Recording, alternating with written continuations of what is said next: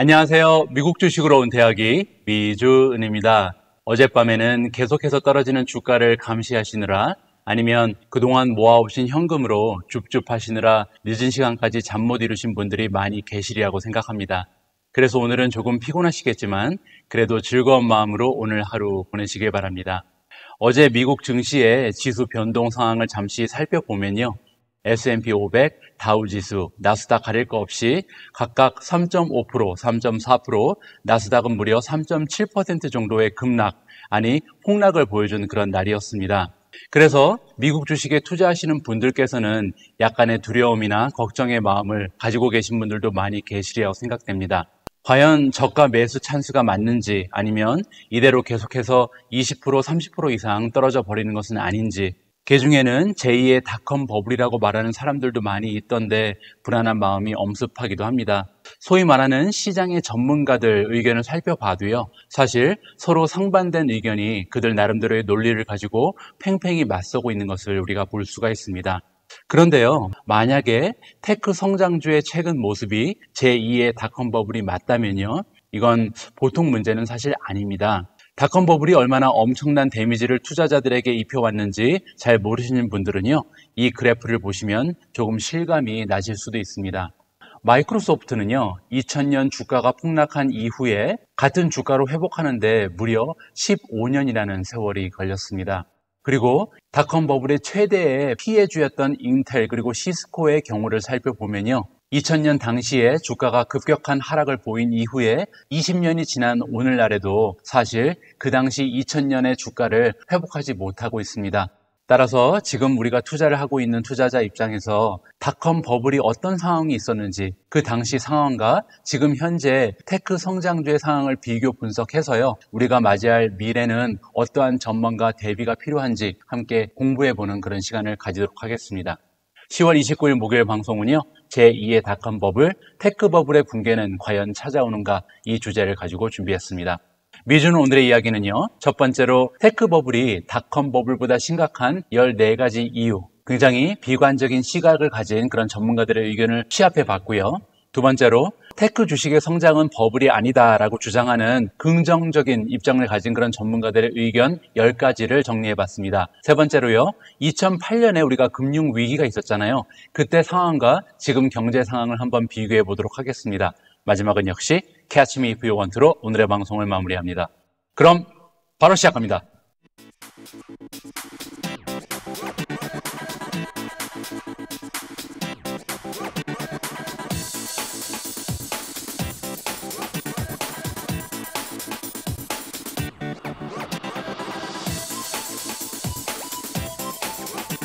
오늘 혹시 처음으로 미국 주식으로 은퇴하기를 찾아주신 여러분들 계시면요, 환영의 말씀을 드립니다. 구독 그리고 좋아요는요, 여러분과 제가 함께 부자가 되는 길입니다. 잘 부탁드립니다. 오늘 본격적인 영상 시작하기 앞서서요, 양해의 말씀을 드립니다. 제가 오늘 영상을 준비하는 것이 한 2, 3주 정도의 시간이 걸렸습니다. 수십 개의 아티클을 읽고 그 중에서 중요한 자료만 취합을 해서 만든 방송이기 때문에요, 일부 자료는 최신 수치를 반영하지 않을 수도 있거든요. 이 점 감안하시면서 오늘의 방송 시청해 주시기 바랍니다. 자, 그럼 첫 번째 순서로 바로 들어갑니다. 테크 버블이 닷컴 버블보다 오히려 심각한 14가지의 이유를 제가 한번 정리를 해봤습니다. 가장 먼저 살펴볼 비관론자의 의견은요, 역사적으로 높은 쉴러 PE 레이시오입니다. 쉴러 PE 레이시오는 뭐냐면요, S&P 500 지수를 EPS 과거 10년 평균으로 나눈 값을 얘기합니다. 왜 이런 식으로 계산을 하냐면요, P 레이시오로 구할 때 우리가 P는 프라이스고 E는 어닝이잖아요. 근데 여기서 말하는 어닝이라는 것은 과거 12개월 동안의 수치만을 반영하기 때문에 단기적인 변동성이 들어갈 수 있습니다. 따라서 이러한 단기적인 변동성을 제거하고 과거 10년 평균으로 나눔으로써 P 레이시오보다는 조금 더 정확하게 시장의 밸류에이션을 파악해 볼 수 있다는 의미가 있거든요. 따라서 우리가 마켓이 얼마나 뜨거워져 있는가를 판단할 때는요, 쉴러 P 레이시오를 많이 사용하곤 합니다. 지난 20년 동안 미국 주식시장의 쉴러 지수 평균은요, 25.6 정도가 됩니다. 그리고 닷컴 버블이 붕괴되기 바로 직전의 쉴러 지수는요, 무려 39까지 올라갔다고 합니다. 보통 시장의 전문가들은요, 쉴러 지수가 30이 넘어가면 이거는 버블이다라고 인지를 하고 있습니다. 그런데 지금 2020년 10월 28일 기준에 쉴러 PER 레이시오를 살펴보면요. 현재 30.9를 나타내고 있습니다. 따라서 통상 30이 넘어가면 버블로 인지를 할 수 있기 때문에 현재 테크 주식이 주도하고 있는 미국 증시의 상황은 버블이 맞다라고 생각할 수 있는 거죠. 자, 두 번째 의견을 살펴보면요. 네로우 마켓 브레스의 뜻은 굉장히 한정된 종목들이 마켓을 주도하고 있다는 뜻입니다. 시가총액 상위 5개의 기업이 S&P 500 전체 시가총액의 몇 퍼센트를 차지한지를 살펴보면요. 버블이 꺼지기 바로 직전에도 굉장히 높았습니다. 18% 정도 수준이었거든요. 그런데 2020년 현재 메가테크 기업 상위 5개의 기업이 S&P 500 전체 시가총액에서 차지하는 비율은요. 무려 20% 정도가 됩니다. 골드만삭스가 얘기하는 부분은 뭐냐면요. 이렇게 네로우 마켓 브레스가 나타나는 상황이 연출되면 이것은 전형적인 하락장의 신호라고 우리가 생각을 해봐야 된다는 겁니다. 또 하나 말씀드릴 수 있는 부분은요. 역사적으로 이렇게 네로우 마켓 브레스가 나타나게 되면요. 평균적으로 한 3개월 정도 지속될 수도 있고요. 최장 27개월간 지속된 적도 있습니다. 그리고 나서 결국 조정을 받는다는 얘기죠. 자, 이렇게 두 번째 비관적인 의견을 살펴봤고요. 자, 다음으로 살펴볼 비관론적인 의견 세 번째는요. IPO 종목들의 폭등입니다. 무슨 말이냐면요. 2020년 3분기죠. 단 3달 동안 상장한 IPO 종목이 무려 44개가 되는데요. 이 44개 종목의 평균 첫날 주가 상승이 57.5%였습니다. 참 무지막지한 거죠. 그런데 닷컴 버블이 붕괴되기 바로 직전에 2000년 상반기에 바로 비슷한 모습이 있었다 그러는 겁니다. IPO Average First Day Return이라고 나와 있죠. 단 하루 동안 IPO 했던 그런 주식들이 몇 퍼센트 상승을 했는가 보면요. 1999년, 2000년도에 상장한 IPO 그룹들은요. 상장 첫날 무려 55%에서 70% 넘어가는 그런 주가의 상승을 보여줬었습니다. 따라서 지금 2020년 3분기에 보여줬던 57.5%라는 무서운 상승률은 닷컴 버블이 꺼졌을 때의 상황과 매우 흡사한 모습이다라고 우리가 정리를 해볼 수가 있는 거죠. 그리고 이렇게 IPO 했던 기업들은 제대로 어닝을 나타내지 못하고 있는, 제대로 수익이 나지 않는 기업일 가능성이 높잖아요. 따라서 기대감으로 만들어진 상승이기 때문에 이러한 주가는 결국 폭락할 수밖에 없고 이것은 시간 문제다. 그리고 이렇게 IPO 기업들이 순식간에 폭락을 하게 되면요. 이 파장은 주식시장 전체 폭락의 시발점으로 만들어진다라고 의견을 내고 있습니다. 자, 다음 살펴볼 부분은요. 빅5의 PE 레이시오입니다. 빅5 주식의 PE 레이시오 변화를 살펴보면요. 2020년 1월 달에 빅5, 즉 메가테크 주식의 PE 레이시오 평균은 25가 채 되지 않았었습니다. 그런데 지금 2020년 7월 6개월 만에 이 PE 레이시오가 45를 넘어가는 모습을 우리가 살펴볼 수가 있거든요. 이 말은 뭐냐면요. 주가 상승의 80% 정도는 실적의 상승에서 기인한 것이 아니란 얘기죠. 물론 주가 상승은 실적에서 어느 정도 뒷받침이 됐습니다. 그런데 이렇게 급격하게 상승될 정도의 실적은 아니라는 거죠. 그리고 이렇게 애플이라든지 마이크로소프트, 구글, 아마존, 페이스북 같은 경우는 이미 오랫동안 독점 비즈니스를 형성하고 있었던 기업이기 때문에 미래 어닝의 급격한 상승은 사실상 불가능하다. 따라서 지금 이렇게 갑자기 상승한 PE 레이시오를 정당성을 부여하기는 굉장히 어렵다. 이런 의견이 나오고 있는 겁니다. 자, 비관론 5번째 의견은요. 조정 실패입니다. 자, 무슨 말이냐면요. 나스닥은 1997년부터 1999년 사이에, 즉 닷컴 버블이 꺼지기 바로 직전에 3번이나 17% 이상 떨어지는 폭락장을 겪었습니다. 그런데 문제는요. 이렇게 폭락장이 오고 나면 바로바로 계속 반등을 했다는 거예요. 보시는 것처럼 17% 이상 떨어진 게 3번이 있었거든요. 그런데 떨어지고 나면 다시 올라가고 더 많이 올라가고 이렇게 되면서 결국 2000년부터 2002년까지 나스닥 100 지수가요. 최고점 대비했을 때 무려 78%가 하락해버리는 무서운 결과가 나타나게 됩니다. 최근의 모습도 비슷하다는 거죠. 테크 주식이 최근에 한 2-3번 정도의 조정이 있었잖아요. 그런데 문제는 이렇게 하락하면 계속 더 많이 올라가는 패턴이 반복됨으로써 결국은 조정이 실패가 되고 꼭지점에 오르게 된다. 이러한 논리를 지금 펼치고 있습니다. 자, 여섯 번째는요, 급격한 콜 옵션의 증가라고 나와 있는데요. 자, 콜 옵션 최근에 어느 정도 늘어났냐면요. 6월 달까지는 사실 콜 옵션이 그렇게 많지 않았습니다. 보시는 것처럼 7월, 8월, 9월에 들어서 콜 옵션이 기하급수적으로 올라가고 있잖아요. 이렇게 콜 옵션이 갑자기 단시간에 증가가 되면요. 시장의 변동성은 증가할 수밖에 없습니다. 그러면 이렇게 시장의 변동성이 증가가 되면 투자자들의 심리는 위축될 수밖에 없고 결국 급격한 시장의 하락을 불러일으킨다라고 정리를 할 수가 있는 겁니다. 다음 일곱 번째는요, 가치주와 성장주의 주가 차이를 살펴보도록 하겠습니다. 지금 보시는 그래프가 가지고 있는 의미는 뭐냐면요, 가치주 그리고 성장주의 P 레이쇼를 비교를 해보는 겁니다. 그리고 그 P 레이쇼 차이가 얼마 정도 나는지, 10% 정도 차이가 나는지 20%, 30% 이렇게 차이를 비교를 하는 그런 도표인데요. 지금 보시는 것처럼 현재 상황은요, 무려 가치주와 성장주의 P 레이쇼 차이가 50% 이상으로 벌어져 있는 상황입니다. 따라서 만약에 백신 같은 게 개발이 돼서 가치주의 투자 가치가 올라가게 되면 성장주에 들어가 있던 모든 자금이 한꺼번에 이탈될 가능성이 있다. 이렇게 되면 급격한 주가의 하락을 불러일으킨다라고 우리가 생각을 해볼 수가 있는 거죠.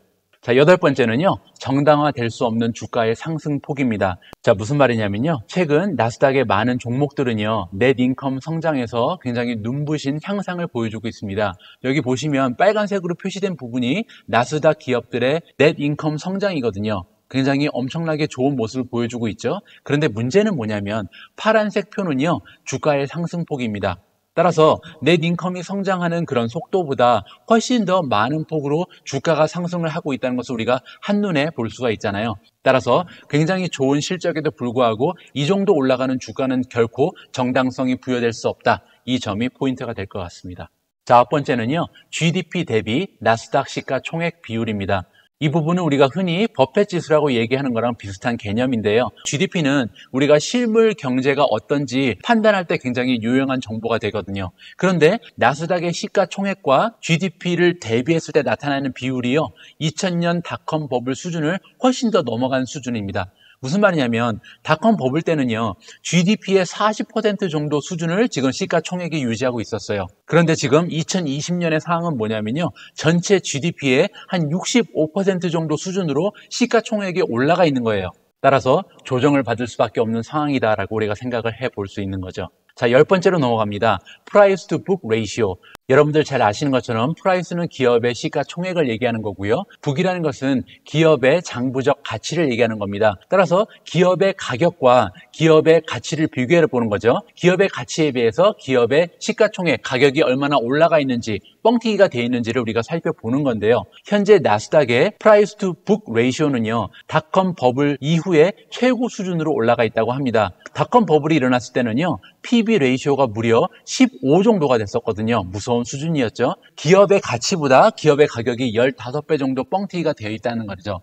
어떻게 보면은 닷컴 버블의 붕괴는 당연한 거였죠. 그런데 2020년 현재 상황도 만만치 않다는 겁니다. 현재 기업이 가지고 있는 장부적인 가치보다 기업의 가격이요, 무려 9배 가까이 올라가 있다는 것을 우리가 볼 수가 있잖아요. 이런 것들을 봤을 때 조만간 조정이 일어나서 PB 레이쇼가 내려갈 수밖에 없다. 따라서 주가의 하락은 굉장히 필연적인 결과다라고 우리가 생각을 해볼 수가 있는 겁니다.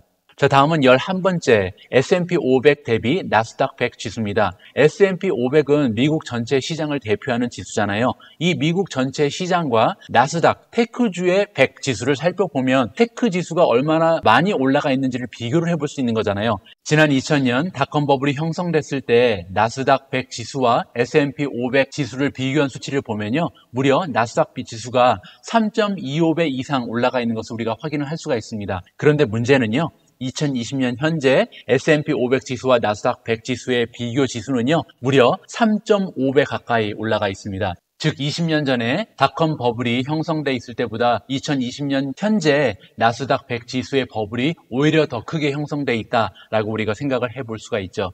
자, 다음 12번째는요, 기업 가치 대 기업 가격입니다. 아까 잠깐 우리가 PB 레이시오를 살펴봤는데요. PB 레이시오 말고도요, 우리가 기업 가격과 가치를 비교할 때 사용하는 지수가 하나 있습니다. 이것을 우리가 기업의 인트린식 밸류, 내재 가치라고 부르는데요. 현재 기업의 내재 가치에 비해서 기업의 가격이 지나치게 고평가되어 있는 것을 살펴볼 수가 있습니다. 지금 보시는 차트는요, 애플의 내재 가치와 가격을 비교한 거고요. 엔비디아의 내재 가치와 가격을 비교한 겁니다. 애플 같은 경우는요, 2020년 10월 28일 기준에 기업 내재 가치는 47.3달러밖에 되지 않는데요. 주가는 무려 116.6달러까지 올라가 있습니다. 즉, 내재 가치에 비해서 주가가 2배 이상 올라가 있는 거고요. 엔비디아는 오히려 조금 더 심각하죠. 엔비디아라는 기업의 내재 가치, 인트린식 밸류는요 79.5달러라고 합니다. 그런데요, 주가는 지금 530까지 올라가 있거든요. 따라서 이러한 것을 봤을 때 기업이 가지고 있는 내재 가치에 비해서 기업의 가격이 너무 많이 올라가 있다. 따라서 이 부분은 조정을 받을 수밖에 없다라고 주장을 하고 있는 겁니다.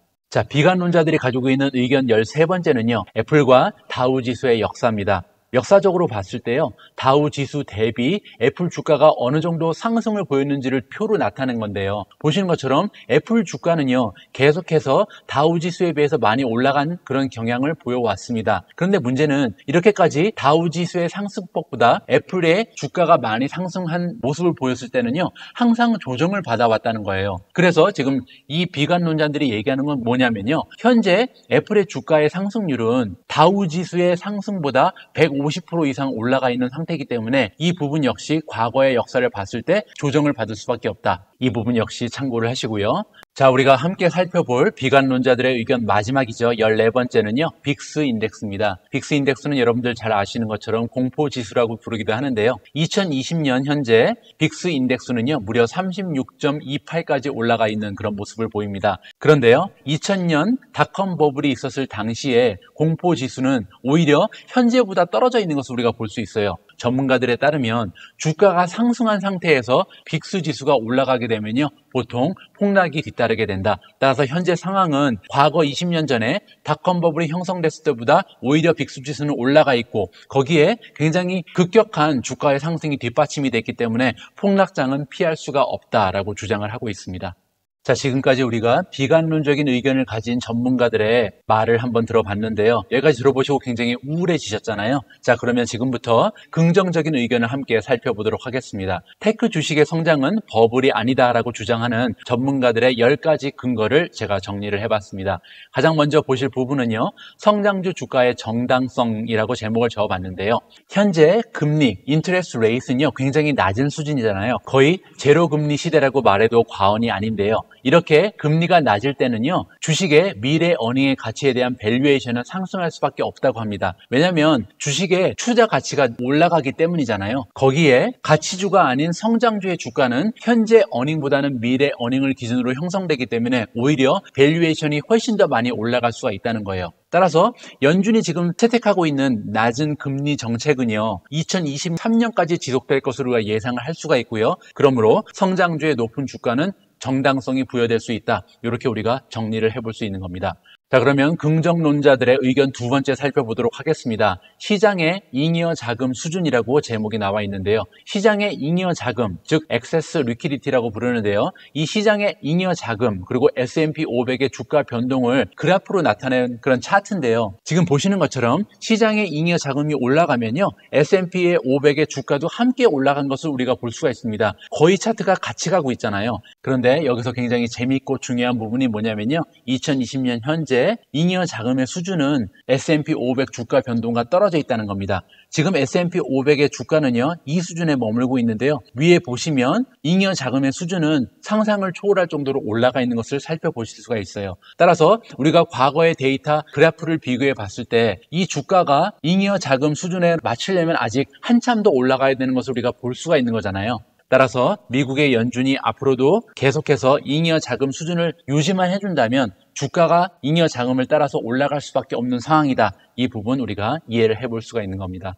자, 긍정적인 의견 세 번째는요, 오버솔드 상태다라고 제목이 나와 있는데요. 이 부분은 어떤 내용이냐면요, 현재 S&P 500 지수는 3,390 정도에 지금 형성이 되어 있습니다. 그런데 이 지수는요, 50-day moving average, 즉 50일 평균 주가 이동선과 비교를 해보면요. 오히려 50일 평균 주가 이동선 밑으로 내려가 있다는 거예요. 여기 보시면 50일 평균 주가 이동선이 이거거든요. 그런데 밑으로 지금 형성이 되어 있잖아요. S&P 500 지수가. 따라서 S&P 500 현재 주가는 과열된 상태가 아니고요.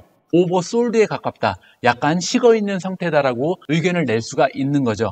이 부분도 역시 긍정적인 의견에 뒷받침이 되고 있습니다.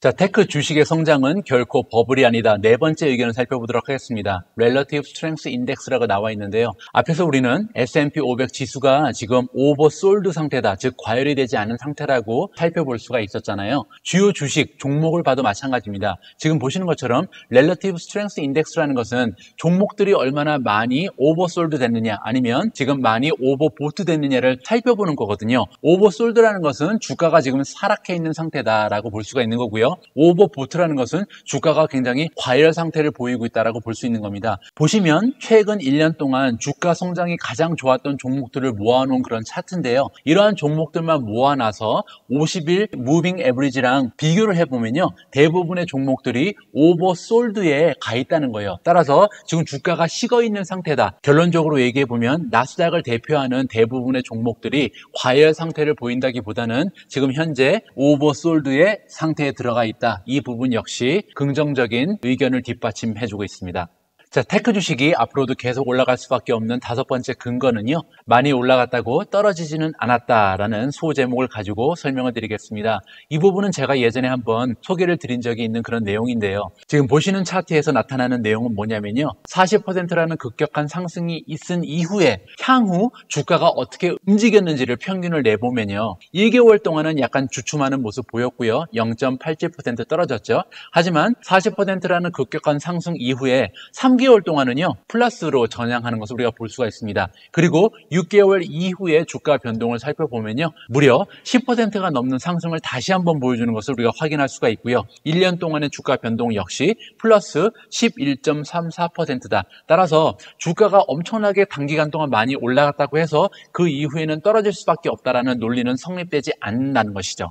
거기에 더불어서 우리가 하나 더 추가할 수 있는 그런 의견이 있는데요. 많이 올라간 상태도 아니다라는 것입니다. 무슨 말이냐면요. 닷컴 버블이 형성될 당시에는요. 단 5년 동안 나스닥의 주가가요. 무려 456%가 올라가 있는 상태였습니다. 이런 걸 우리가 진정한 버블이라고 부르는 거죠. 하지만 현재 상황을 보면요. 2015년부터 2020년까지 나스닥의 상승률은요. 단 127%밖에 되지 않습니다. 따라서 우리가 500%나 올라갔던 닷컴 버블 지금 100% 정도의 성장을 보이고 있는 현재 테크 주식의 성장을 같은 수준으로 이해하기는 힘들다는 것이죠. 자, 닷컴 버블을 대표했던 네 가지 기업, 그리고 현재 테크주를 대표하는 네 가지 기업의 급격한 주가 성장을 비교해도 마찬가지입니다. 닷컴 버블을 대표했던 대기업 네 가지, 인텔, 시스코, 오라클, 마이크로소프트는 5년 동안 주가 성장률이요, 무려 11배에서 40배 정도의 모습을 보여줬습니다. 그런데 지금 2020년을 대표하는 메가 테크 기업이죠. 애플, 아마존, 넷플릭스, 페이스북의 주가 상승률을 비교해보면요. 5년 동안 2.5배에서 약 6배 정도 상승한 모습을 보이거든요. 따라서 대표 기업들의 주가 상승을 비교해 보더라도 현재 테크 주식의 성장은 그렇게 많이 올라간 상황도 아니다라고 우리가 결론을 내어볼 수 있는 겁니다. 자, 7번째로 넘어가서요. P 레이시오 수준을 살펴보도록 하겠습니다. 닷컴 버블이 최고조에 이르렀던 2001년 12월 기준으로 보면요. S&P 500의 평균 P 레이시오는 무려 46.5였습니다. 엄청나게 높은 P 레이시오죠. 하지만 현재 2020년 7월 28일 기준으로 보면요. S&P 500 평균 P 레이시오는 32.96밖에 되지 않습니다. 따라서 46이 넘어갔던 P 레이시오와 현재 30을 간신히 넘어가는 P 레이시오를 같은 수준이라고 이야기는 조금 힘들다라고 우리가 생각해 볼 수 있는 거죠. 자, 테크 주식은 더 갈 수 있다. 8번째 결정적인 의견이 나옵니다. 자금이 갈 곳이 없다라고 생각하시면 됩니다. 자, 무슨 말이냐면요. 닷컴 버블이 일어났을 당시에 미국 10년 국채 금리를 살펴보면요. 약 6%라는 높은 그런 금리를 가지고 있었습니다. 그리고 미국 주식 평균 배당률은요. 2.2%밖에 되지 않았습니다. 그런데 2020년 현재 상황을 살펴보면요. 미국 10년 국채 금리는 1%가 채 되지 않거든요. 그리고 미국 주식 평균 배당률은 약 3.5%라는 비교적 높은 수치를 보여주고 있습니다. 따라서 이 두 수치를 살펴봤을 때 닷컴 버블이 붕괴됐을 당시에는 미국 주식에서 빠져나가서 국채를 옮겨가면 오히려 더 많은 투자 수익을 올릴 수 있는 그런 구조가 마련이 돼 있었던 거잖아요. 그런데 지금 2020년에는 우리가 주식을 팔고 갈 데가 없다는 거예요. 국채 금리가 1%밖에 되지 않는 상황에서 주식 투자를 멈추고 다른 데 옮겨갈 수 있는 것이 없다는 거죠. 따라서 연준이 기준 금리를 인상할 때까지는 주식이 가장 좋은 수익률을 안겨주는 그런 투자의 대상이다라고 우리가 깔끔하게 정리를 해볼 수 있습니다. 아홉 번째로 보실 내용도 비슷한 내용인데요. 주식의 평균 배당률 마이너스 10년 국채 금리가 0 이상이면 사실 우리가 주식 투자가 유리한 시기라고 얘기를 하고요. 주식 평균 배당률보다 국채 금리가 더 올라가게 되면 채권 투자가 더 유리한 시기다라고 우리가 예상을 해볼 수 있습니다. 그런데 지금 보시는 내용은요. 2000년도 당시에는요. 국채 금리가 주식의 배당률보다 훨씬 더 높았던 것을 이 그래프로 볼 수가 있어요. 그리고 지금 2020년, 그 과거 10년도 마찬가지였죠. 주식의 평균 배당률이 10년 국채 금리보다 훨씬 높은 그런 상황이 지속되고 있는 그런 모습입니다. 따라서 현재 투자자들이 투자할 수 있는 곳은 주식시장뿐이다라고 생각을 해볼 수 있습니다. 자, 마지막으로요. 우리가 테크 주식을 믿고 계속해서 투자를 이어나갈 수 있는 마지막 근거는요. 4차 산업혁명입니다. 4차 산업혁명은 시작도 안 했다고 제가 몇 번 말씀을 드렸잖아요. 인공지능이라든지 사물 인터넷, 5G, 빅데이터, 증강현실, 가상현실 이러한 성장의 동력들은 앞으로 테크 기업들, 나스닥 기업들이 엄청난 성장을 이루는데 커다란 성장 동력으로 작용을 할 것이다. 따라서 앞으로도 테크 주식으로 대표되는 나스닥 주식들의 성장은 계속될 수밖에 없다라고 우리가 믿음을 가질 수가 있는 겁니다. 자, 우리는 지금까지 서로 상반된 의견을 보이고 있는 시장 전문가들의 그 테크 주식에 대한 평가를 같이 들어봤습니다. 그러면 지금부터는요, 2008년 금융위기와 비교해보면 현재 경제 상황이 어떤지를 잠깐 확인하고 넘어가도록 하겠습니다. 첫 번째 보실 수 있는 내용은요, 금융위기와 비교해 봤을 때요, 은행들이 굉장히 튼튼하다라고 정리를 해볼 수 있습니다. 지금 보시는 그래프는요, 2007년 그리고 2019년 은행들의 자기자본 비율입니다. 자기자본을 총자산으로 나눈 건데요. 보시는 것처럼 현재 수준이 훨씬 더 높다는 것을 볼 수가 있잖아요. 이 의미는 은행들이 가지고 있는 부채가 현격하게 감소했다라고 우리가 생각을 해볼 수 있는 겁니다. 그리고 2008년에 비해서 은행들의 레버리지 대출 잔고가 굉장히 적다고 합니다. 또 하나 굉장히 고무적인 부분은 뭐냐면요. 지난 10년 동안 금융당국에서 규제 강화를 굉장히 많이 해서요. 섀도우 뱅킹이라는 것이 현저하게 줄어들었다고 합니다. 즉 은행이 아니면서 은행인 척하는 그런 비은행 금융기관들이 있잖아요. 이러한 비은행 금융기관들이 높은 레버리지로 판매하고 있는 그런 상품들에 대한 규제가 높아져서 섀도우 뱅킹이 줄어들었다. 따라서 이렇게 세 가지 지표를 살펴봤을 때 은행들은 10년 전 금융위기가 발생했을 때보다 훨씬 더 탄탄한 상태다. 걱정할 필요가 없다라고 결론을 내어볼 수가 있습니다. 그리고 또 하나 현재 경제 상황에서 우리가 고무적으로 생각할 수 있는 부분은 뭐냐면요. 2020년 GDP 성장률은 마이너스지만 이 마이너스 성장률은 2021년이 되면 오히려 훨씬 더 급격한 성장을 보이면서 만회가 될 수 있다는 것이죠. 2021년이 되면 우리가 백신이 보급될 가능성이 높잖아요. 그때가 되면 호텔이라든지 항공사 등의 일부 산업을 제외한 대부분의 산업들은 급격한 성장을 보이면서 예전 수준으로 충분히 다시 올라갈 수 있다. 이 부분이 앞으로 경제 상황은 계속 좋아질 수밖에 없고 주가도 상승을 지속할 만한 근거가 된다라고 우리가 생각해 볼 수가 있는 겁니다.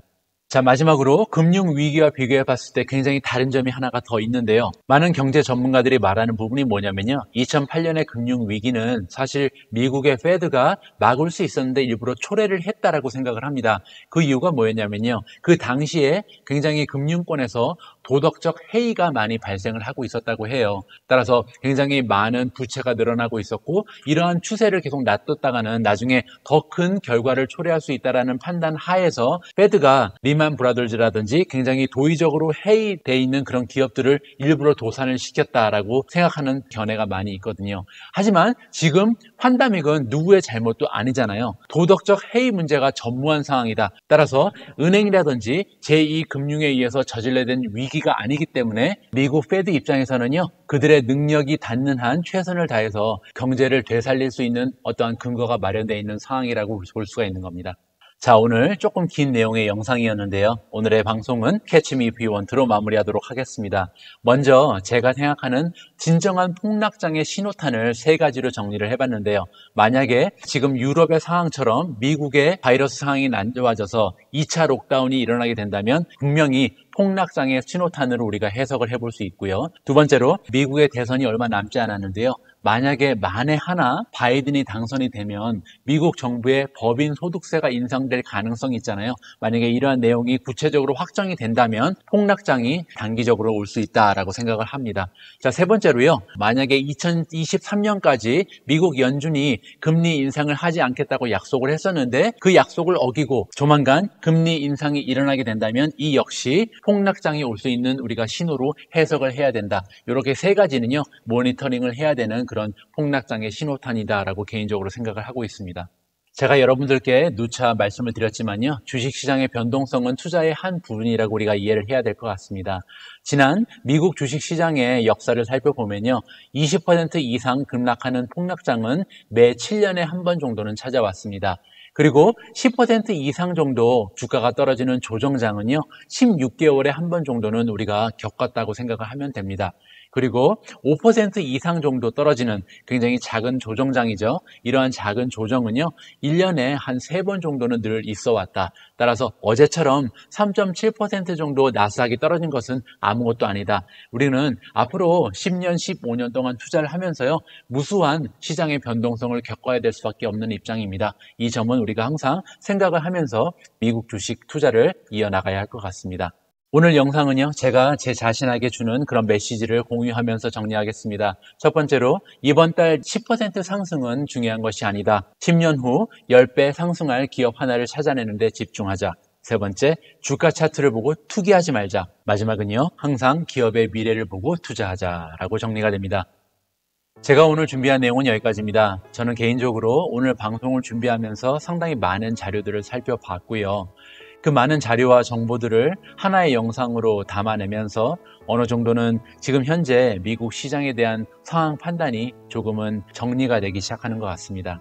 미래를 예측할 수 있는 투자자는 아무도 없습니다. 따라서 다시 한번 말씀드리지만 우리의 영향력이 전무한 시장 지수에 너무 의지하지 말고요. 많은 리서치를 통해서 내가 직접 발굴해낼 수 있는 건강한 기업에 투자하는 우리가 되었으면 합니다. 우리 모두가 미국 주식 투자로 은퇴하는 그날까지 다 함께 화이팅입니다. 행복한 하루 되세요. 감사합니다.